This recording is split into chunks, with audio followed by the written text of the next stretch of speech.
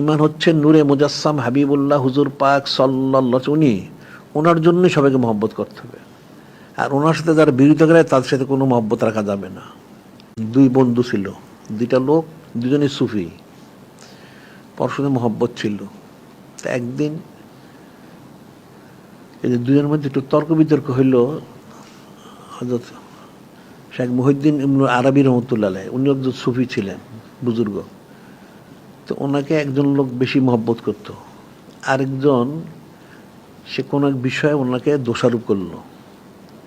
মনোযোগ দিয়ে শুনবা, দুইজন লোক তারা সুফি ছিল, তাসবপন্থী। হযরত শেখ মুহিউদ্দিন ইবনুল আরবি একজন সুফি বুজুর্গ ওলি আল্লাহ। তো ওনাকে একজন মহব্বত করে, আরেকজন মহব্বত বিদ্বেষ করে তা না, সেভাবে তার সাথে যেমন ওনার বিষয় সে জানে না। তো একটা বিষয়ে এদের মধ্যে মতবিরোধ হইল।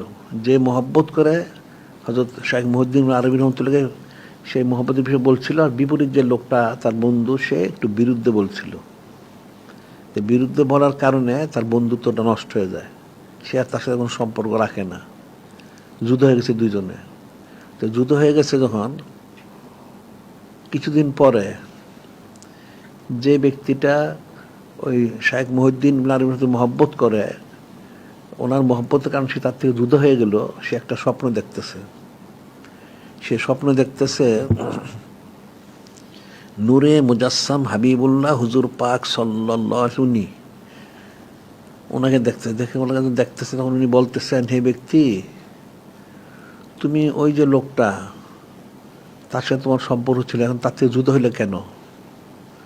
তার সাথে যে তোমার সম্পর্ক ছিল, এই সম্পর্ক তুমি কেন বিচ্ছিন্ন করলে? তখন সেই লোক বলতেছে, ইয়া রাসূল আল্লাহ, হাবিব আল্লাহ সাল্লাল্লাহু আলাইহি সাল্লাম, সে একজন বুজুর্গ ব্যক্তি শেখ মুহিউদ্দিন আরবি রহমতুল্লাহ আলাইহি, ওনার প্রতি সে একটা বিষয়ে মানে বিরোধিতা করে থাকে, ওনার একটা বিষয় সে মানে না। এই কারণে তার সাথে আমার মতবিরোধে একতলে জুদা হয়ে গেছে, সম্পর্ক বিচ্ছিন্ন হয়ে গেছে। তখন নূরে মুজাসসাম হাবিবুল্লাহ হুজুর পাক সাল্লাল্লাহু উনি বলতেছেন যে ঠিক আছে, যে তুমি মুহিউদ্দিন আরবি রহমতে মহব্বত করে, ভালো কথা, সে মহব্বত করে না, এই জন্য জুদা হয়ে গেছো, কিন্তু সে তো আমাকে মহব্বত করে। নূরে মুজাসসাম হাবিবুল্লাহ হুজুর পাক সাল্লাল্লাহু তিনি বললেন, সে তো আমাকে মহব্বত করে, তাহলে আমার মহব্বতের কারণে তাকে মহব্বত করতে পারো না? বুঝতে পারছো কথাগুলি? ফিকির করবেন না, বুঝবেন এগুলি। দুইজন বন্ধু সুফি, একজন শায়েখ মুহিউদ্দিন আরবি রহমতুল্লাহ ওনাকে মহব্বত করে, আরেকজন স্বাভাবিক সম্পর্ক। তো কোনো এক ব্যাপারে সে ইখতিলাফ করার কারণে দুজনের বন্ধুত্ব শেষ হয়ে গেল, যুদ্ধ হয়ে গেল, দুজন বিচ্ছিন্ন। কিছুদিন পরে যে শায়েখ মুহিউদ্দিন আরবি রহমতুল্লাহ মহব্বত করতো, সে স্বপ্নে দেখতেছে নূরে মুজাসসাম হাবিবুল্লাহ হুজুর পাক সাল্লাল্লাহু ওনাকে। উনি বলতেছেন ওই লোকটাকে যে তোমার সাথে যে ওই যে একটা লোকের সম্পর্ক ছিল, তার সাথে তোমার সম্পর্ক তুমি বিচ্ছিন্ন করলে কেন? তখন এই লোকটা বলতেছে, ইয়া রাসূল আল্লাহ, হাবিব আল্লাহ সাল্লাল্লাহু আলাইহি সাল্লাম, সে শায়েখ মুহিউদ্দিন আরবি রহমতুল্লাহর প্রতি সে দ্বিমত পোষণ করে, এই জন্য আমার সাথে তার সম্পর্ক বিচ্ছিন্ন হয়ে গেছে।